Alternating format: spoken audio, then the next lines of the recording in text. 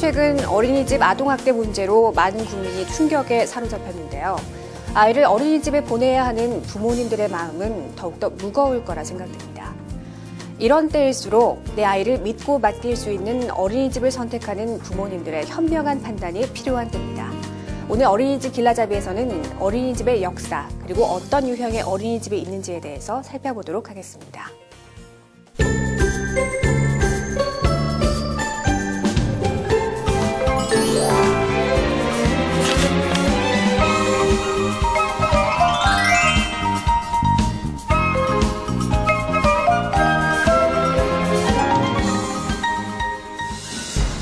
우리나라 최초의 어린이집은 1921년 태화 기독교 사회관에서 운영한 타가 사업이었습니다. 이후 1982년 정부에서는 유아교육진흥법을 제정했고 이에 맞춰 어린이집, 새마을협동유아원 등을 새마을유아원으로 흡수 통합했습니다. 1991년에는 영유아보육법이 제정되면서 어린이집이라는 명칭을 확정했으며 현재의 어린이집의 모습을 갖추는 시작점이 됐습니다. 어린이집은 유형에 따라 민간 어린이집, 국공립 어린이집, 가정 어린이집, 법인 단체 어린이집, 사회복지 법인 어린이집, 직장 어린이집, 부모 협동 어린이집 등으로 나눌 수 있습니다. 대표적 유형의 어린이집을 소개해드리겠습니다.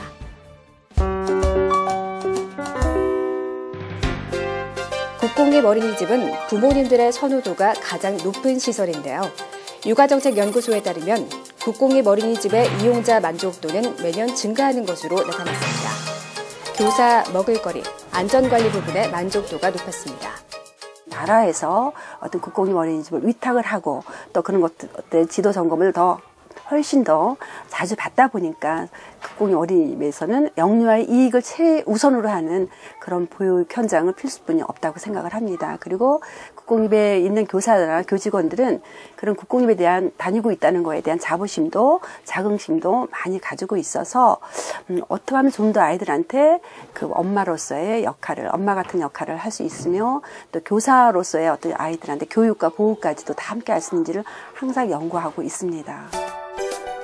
국공립 어린이집은 국가나 지방자치단체가 운영하는데요. 그렇기에 안정적인 어린이집의 운영과 질 높은 보육 환경을 제공하고 있습니다.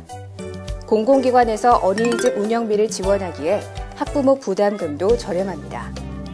또한 급식 재료의 경우에도 철저한 품질 관리를 통해 안전하고 바른 먹을거리를 제공하고 있습니다.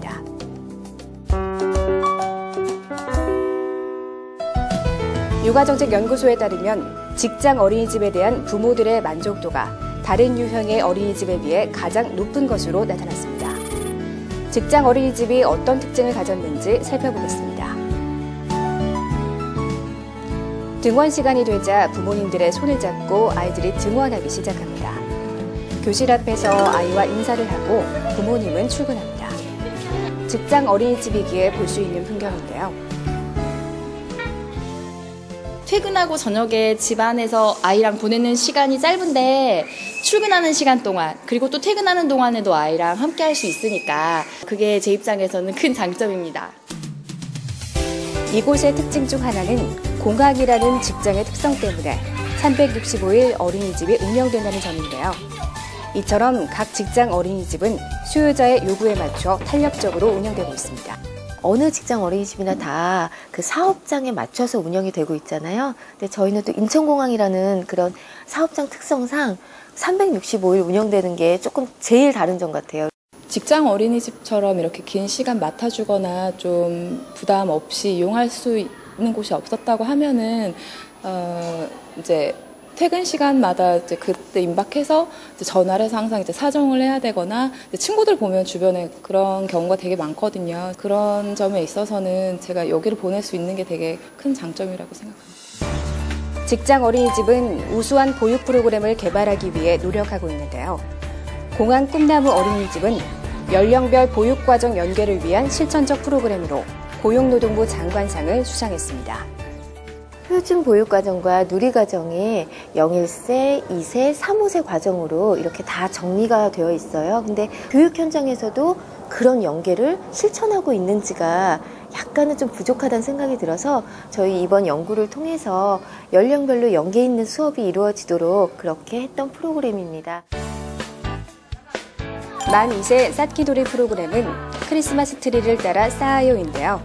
만 2세는 숫자를 인식할 수 있다는 연령 특성에 맞춰서 숫자를 세는 활동을 쌓기놀이에 적용시킨 겁니다.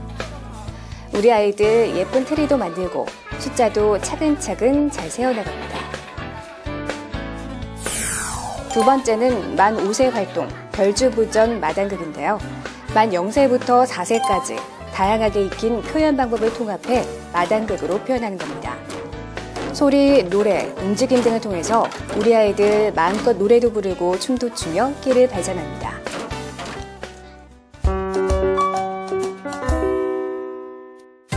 민간 어린이집은 우리나라 어린이집의 시작부터 현재까지 함께 커가며 어린이집 역사의 하나의 축으로 자리 잡았는데요. 어린이집이 무한경쟁 시대에 들어서면서 민간 어린이집도 특화 분야를 만들어 차별성을 키우고 있습니다.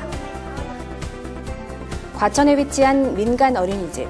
이곳은 아이들이 자연 환경에서 마음껏 뛰어놀며 자랄 수 있도록 특화되어 있는데요. 인성교육은 만 5세 이전에 자연의 그 교육에서 이루어진다고 생각합니다. 한겨레 어린이집 같은 경우는 1100여 평의 자연학습 농장을 가지고 있습니다. 그래서 그 농장에서 아이들은 흙의 향기를 느끼고 또 그리고 자라는 과정을 지켜보면서 그것을 탐구하고 관찰하는 과정이 들어갑니다. 또한 또 아이들은 그것을 잘 키운 다음 수확하여서 아이들 건강한 밥상까지 연결돼서 우리 아이들이 건강하게 식습관 형성까지도 이루고 있습니다.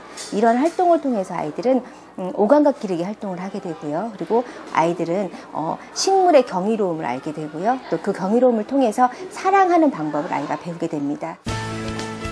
버스에서 내린 아이들이 넓은 농장을 걷는 등원 걷기를 합니다. 맑은 공기를 마시고 흙을 밟으며 하루를 상쾌하게 시작하는데요. 등원 걷기로 출출해진 아이들을 위해 아침 간식이 나옵니다.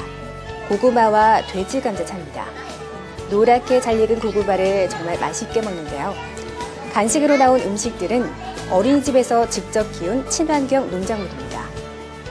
아이들이 맛있게 간식을 먹는 동안 아침 방송이 시작됩니다. 또랑또랑한 목소리로 원고를 읽는 아이, 색다른 경험과 발표력을 키울 수 있는 활동입니다. 계절별로 농작물을 키우고 수확해 볼 수 있는 활동이 자리 잡고 있는데요. 오늘은 보리와 밀이 잘 자랄 수 있도록 밟아주는 활동입니다. 먼저 싹이 올라온 보리와 밀을 관찰합니다. 한겨울에도 푸르게 올라온 새싹을 신기한 듯 바라보는 아이들. 이제는 보리와 밀이 잘 자랄 수 있도록 꾹꾹 밟아줍니다. 자연 탐구 활동을 마치고 관찰일기를 작성하며 활동을 마무리합니다. 보리 밟아주니까 보리가 뭐라 그랬어요? 밟아줘서 저희 아이 같은 경우는 굉장히 내성적인 아이예요. 앞에 나가면 친구들한테 얘기도 잘 못하고 한겨울에 와서 아무래도 막 자연적인 환경에 있다 보니까 야외 활동이 굉장히 많거든요. 그러면서 굉장히 씩씩해지고 굉장히 활달해지고 활발한 아이로 변하는 게 느껴지는 거예요.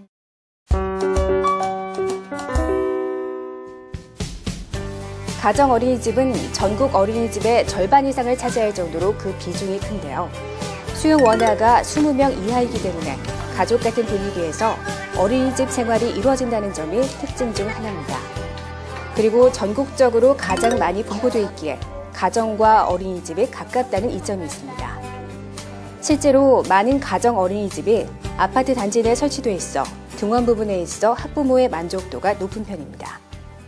운영자가 아이들의 발달 상황이나 그런 것들을 많이 알 수 있다는 거고요. 왜냐하면 아이들 수가 적기 때문에 20인 미만이어서 소통이 그때그때 교사들하고 되게 즉각적으로 이루어진다는 게 특장점이고요. 나머지 또 두 가지는 신뢰와 아마 접근성이 아닐까 싶어요. 그래서 부모하고 교사하고 그다음에 운영자하고 굉장히 친밀도가 높고 그다음에 집 근처에서 찾아볼 수 있다는 거, 그게 아마 가장 장점이 아닐까 싶습니다.